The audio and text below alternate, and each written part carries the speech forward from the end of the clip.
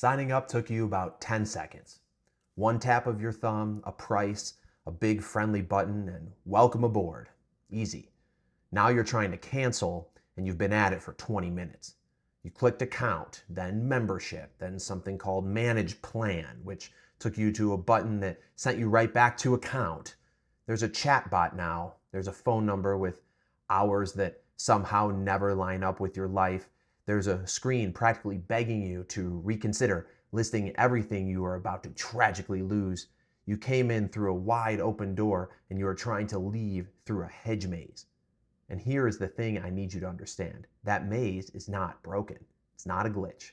It is not because the company is bad at websites. It was built deliberately by very smart people at great expense to do exactly this to you, all by design. Let me show you. Start by noticing the imbalance, because the imbalance is the entire tell. Getting in took one click. These companies have spent fortunes making the sign up so smooth, so frictionless, that you could practically subscribe by accident, because they know that every second of hesitation between you and that subscribe button costs them customers and money. But getting out, suddenly the very same company that could take your payment instantly in one tap cannot for the life of it seem to locate the cancel button. There's actually a clean little test for this. Designers who study this stuff call it the symmetry test. And it's just one question. Is leaving as easy as joining? If joining takes one tap and leaving takes 6 screens and a phone call, then the design isn't bad. The design is working perfectly. It's just not working for you. And this whole thing has a name. Back in 2010, a designer in the United Kingdom named Harry Brignull got fed up with watching websites quietly trick people, and he started cataloging the tricks. He called them dark patterns. Design that pretends to be there to help you, but is secretly engineered to manipulate you into doing things you don't actually want to do, things that usually cost you money. And the specific trick we're talking about, the cancellation maze, he gave a perfect name. He called it the Roach Motel, named after that old bug trap, the one whose whole slogan was that the roaches check in, but they don't check out. Easy to get into, designed so you can't get out. Now, if you think I'm exaggerating, that companies couldn't possibly be doing this on purpose, let me hand you the single best piece of evidence ever caught in the wild. Amazon Prime. For years, canceling Prime meant fighting your way through a long, winding, multi-page gauntlet. Reminders of everything you lose, deliberately confusing buttons, offer after offer to get you to stay. And we know for a fact that this was intentional, because we know what Amazon called this cancellation process internally. They named it after Homer's Iliad, the ancient Greek epic about the Trojan War, a war that dragged on brutally for 10 long years. Amazon looked at the experience of one of their own customers simply trying to leave, and the name that felt right to the people who built it was a decade-long war. That is not a mess you accidentally stumble into. That is a thing you design and name and are quietly a little proud of. And once you see the patterns, you cannot unsee them. They're everywhere. There's the guilt trip where the cancel button is tiny and gray and sad, and the stay button is enormous and colorful, and the link to leave is worded something like, "No thanks, I don't want to save money," so that quitting makes you feel like a moron. The designers have a name for that one too. Confirm shaming.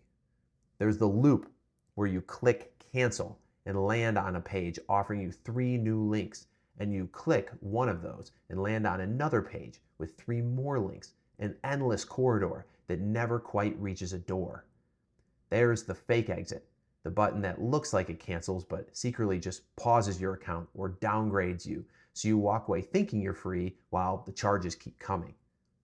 And there's the offer wall where right at the end they suddenly produce a 50% discount they could have given you this entire time, betting that the maze has worn you down just enough to take it. None of this is laziness. Every single one of those screens was designed, tested, and fine-tuned.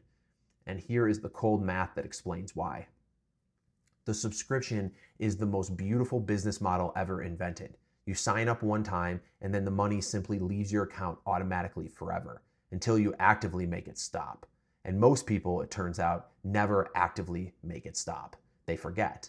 They mean to cancel and never get around to it. They start the maze and give up halfway through. And every single one of those people is pure profit. So companies do something genuinely chilling. They run experiments on the cancellation page. They'll show one version of it to 100,000 people and a slightly different version to another 100,000. And they measure down to the decimal point which design makes more people give up and keep paying. Add a guilt screen and the number of people who quit drops by 0.5%. Bury the button one click deeper, it drops a little more. And across millions of subscribers, each one of those tiny cruelties is worth a fortune. So understand what that means. They spent more engineering hours making it hard for you to leave than they spent making it good for you to stay. The friction isn't neglect. The friction is the product. And this is not some niche little scam. The subscription economy is worth somewhere around $700 billion a year, climbing toward $1 trillion. The cancellation maze multiplied across all of it is quietly one of the most valuable design decisions on planet Earth. So you'd think somebody would put a stop to it. And somebody tried. In 2024, the government's consumer watchdog finally passed a rule with a beautifully simple name: click to cancel. And the whole rule basically said one thing: canceling has to be as easy as signing up. The symmetry test turned into law. It was set to take effect in 2025.